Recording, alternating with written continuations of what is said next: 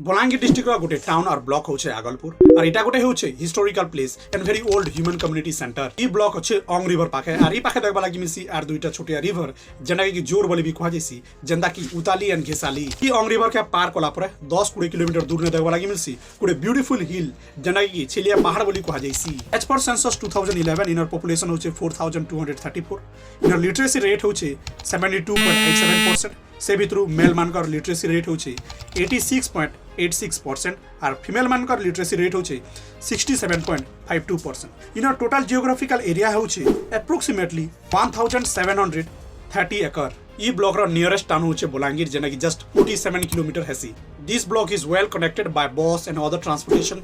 इने एबे Aung river ऊपर गोटे नुआ ब्रिज कंस्ट्रक्शन करा दिछि जेंडा कि वर्षा मासे जास करबा लागि बहुत सुविधा हेसी। आर इने थिबा दुईटा जोर ऊपर भी छोटिया ब्रिज देखबा लागि मिलसी।